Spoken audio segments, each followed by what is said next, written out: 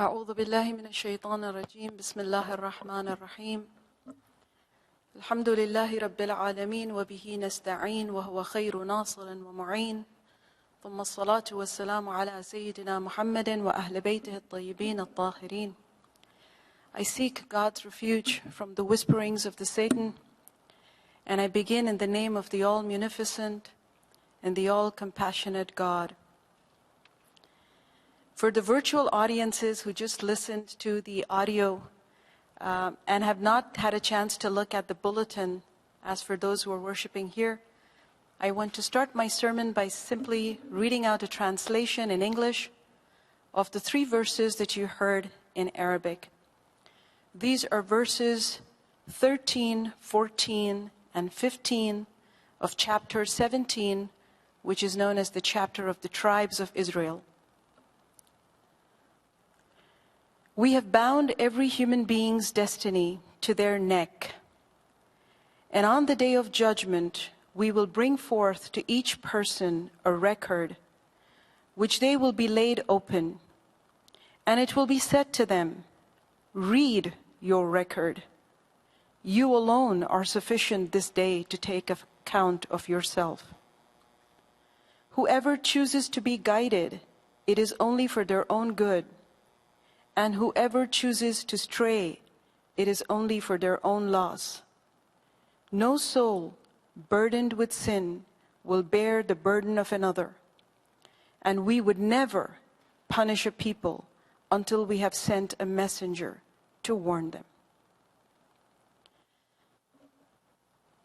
It is a great blessing and honor for me to be sharing this space with you, and I'm so delighted that Reverend Cheryl Johnson asked me to be here today in this beautiful space. Cheryl and I have had the good fortune to study together, to teach together, to research and write together, and now to worship together. In the very few minutes that follow, and the short title that you've been given of this service is Preparing the Self and Society for a Just Life. I will be drawing upon these 3 verses that you just heard to make a case of how the Quran speaks to its adherents about the matter of justice, and how does human free will serve that goal of justice for all. Justice is something that is becoming so relevant to our societies. We're in a pandemic, and we keep praying that God will take us out of this pandemic with safety and security and good health. But not only has the world come face to face with a health crisis, but this crisis has also revealed so many layers of injustice within our system as well. So I thought it pertinent to talk about what faith has to say, and particularly the Islamic faith, about a just life. Muslim theologians started debating, having discussions, discourses about how is it that justice can be served to the people. There was a group of theologians who thought that we don't really possess any free will and everything is just destined out for us. We robotically live a life that has been written down for us, and fate rules everything. At a sharp contrast, and on the other extreme, were a group of theologians who later came to be known as the Adliya, meaning the people of justice, who argued that if I am to robotically just do what God has written down for me to do, then where is the wisdom of the day of judgment? Why will I be judged if I had no say in what I did? If I had no agency to make my own intention, if I had no agency to carry out my will, then why will I be subjected to a day of accountability? And what then is the meaning of heaven and hell if I have no choice in earning it or staying away from the punishment? This became a debate in the early 9th century. And today I'm going to share the view of the Adliya, the people of justice. and how they came to take a stand, which was a stand in between the two extreme schools of thought. One, the fatalistic view. We just can't do anything. It's all written down. And for us is to live it out. And the other extreme that said, God just created me and then he just let me be. I am the master of my will and there is total free will for me to do whatever I want.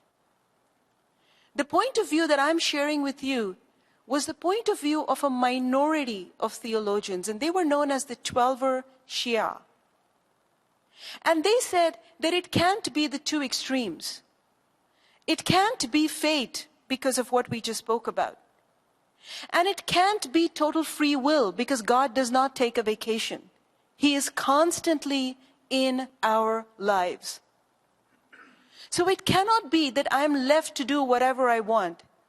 And it cannot be that I am being dictated in every move of my life. They came up with a middle path. And that was a path which said that I do have free will. But the cards that are played to me are not necessarily in my control. So there's a bit of both. I was born in the body of a woman of color. And I don't remember filling out a form of what sort of a body or which country or to what parents did I want to be born to. These were the cards played to me. But this is not going to decide my future. My future is going to be curated by whatever I decide, given the circumstances played out to me. So it's a bit of both. There is my will, and then there are those circumstances that are available to me. And I might not necessarily have a choice to choose those. They might just be dealt out to me. And I will be judged then based on what I chose to do with what God made available for me. And this is the middle path.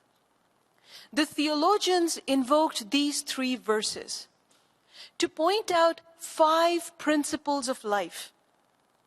And if these 5 principles of life were adapted and emulated, they argued, then we would be able to live a life of justice. Not just to ourselves, not just being just to ourselves, but also allowing a society of justice to emerge, consisting of individuals who know what it is to act justly.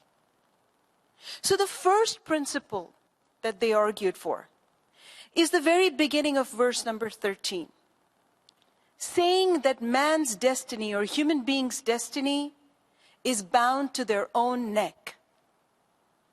So now they were not going to blame God for evil.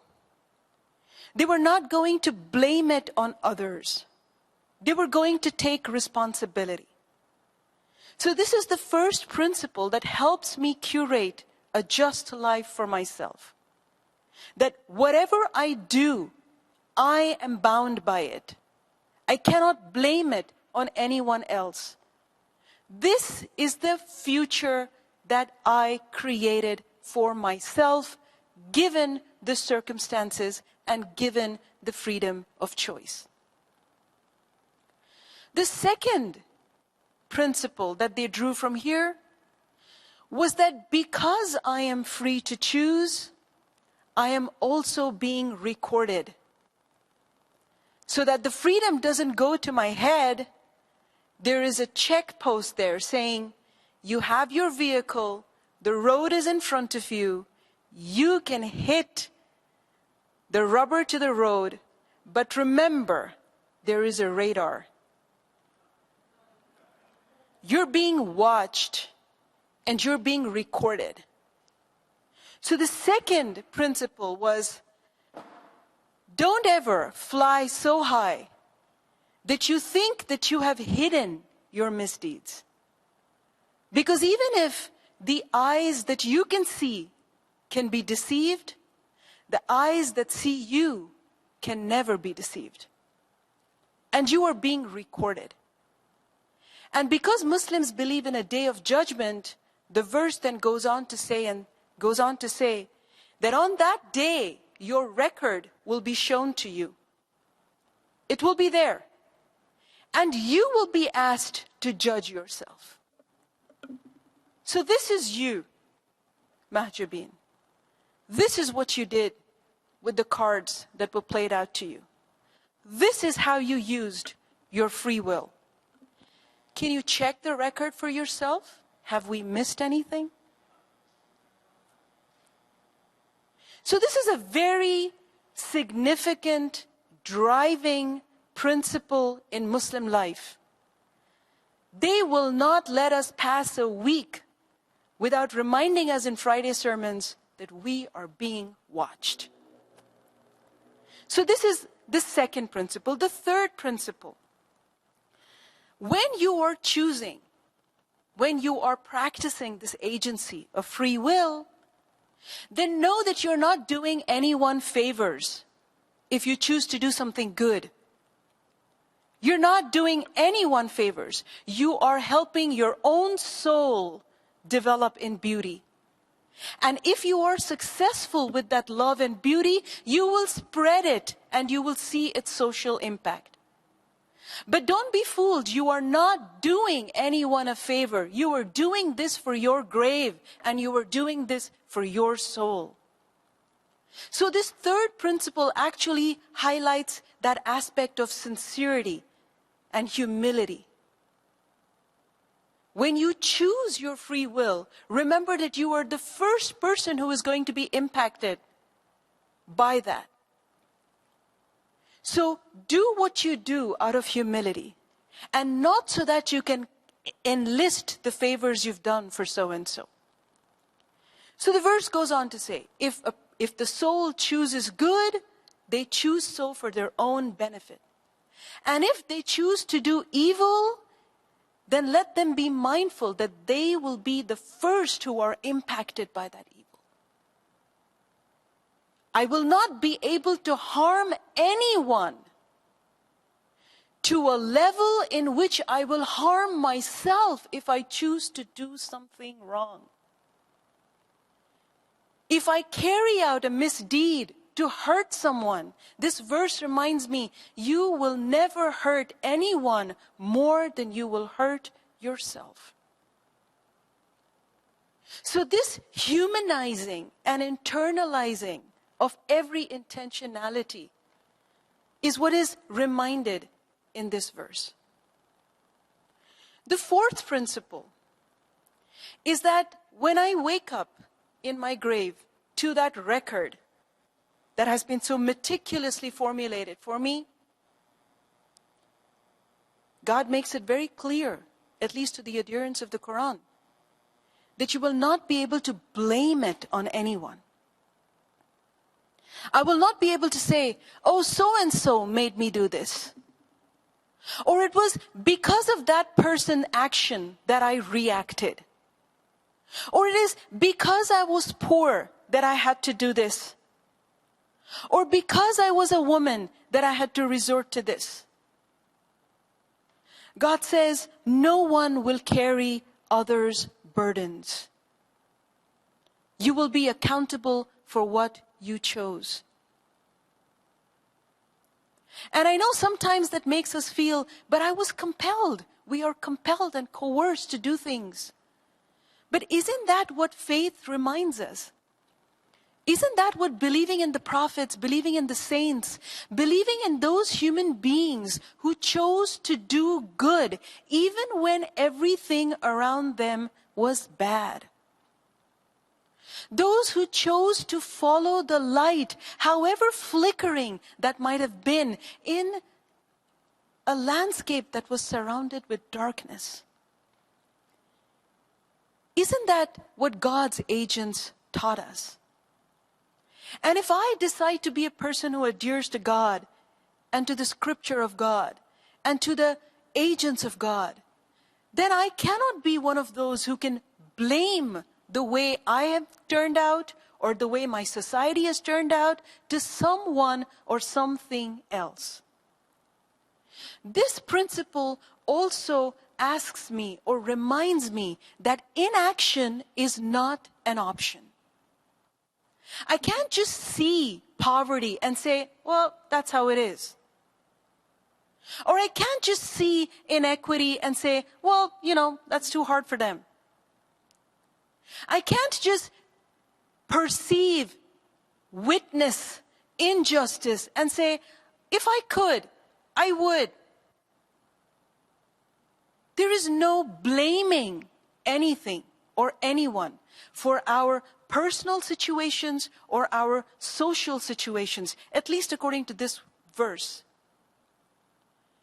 I will not be able to get up and say, oh, because I was in the United States, I couldn't do much for minorities. Or because I was in a majorly white country, I couldn't do much for the people of color. My faith will always keep reminding me that my book was full of examples of people who perpetuated justice in the face of all odds. So the blame game is not going to work. And the last principle here in these verses is God's justice,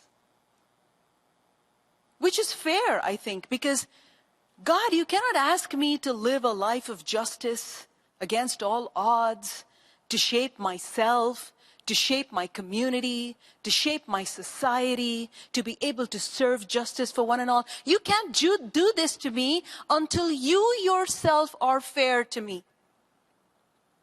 Until you are just in what you do. You got to practice what you preach, God.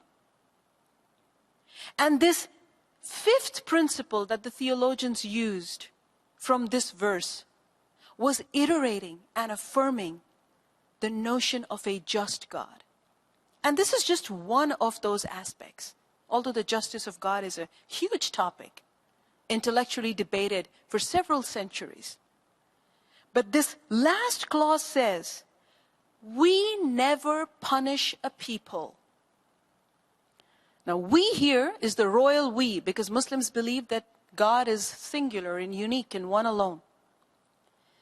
But the we pronoun is like a regal, royal kind of talking. We would never punish a group. We would never punish a people, this verse says, until we've sent them a messenger to warn them. Which means if I'm going to be held accountable, and if I'm going to be given a ticket for being bad, then that will only be justified if God has given me enough information to make my choices. He's given me enough knowledge to make calculated moral choices for my life. And that information or knowledge for Muslims is their book and is the prophetic practice. And without this manual, and without the saints and the prophets who actually lived this manual, God would not have had an argument over me. If he would have penalized me for doing something wrong, I would have turned out and said, where was your job in educating me, God? Where was your justice in telling me how can this mandate be humanly acquired and accomplished? And that is why Muslims believe that on the day of judgment, God will parade his prophets and his saints, and according to the Shia, the 12 holy imams, saying, find in them every deprived person, every silenced minority. They came from the unprivileged backgrounds of societies. They came from minorities, and yet they persisted in justice and equity. So for God to hold me responsible for a just self, living a life of justice, and a just society, these 5 principles play a huge part. For the last minute that I have left in this talk, I want to just interject one verse which was not given out to you. And that verse says, we will not change the state of a people until they change their states themselves. Where God reminds us that if we are sick of the injustice and the inequity around us, then prayer alone is not going to come to our rescue. Practice of justice has to be just as important as praying for justice. Thank you for having me in this beautiful space, for holding me with you in your thoughts as you pray for a better world, where everyone's world fits and where everyone can feel a sense of belonging. Amen.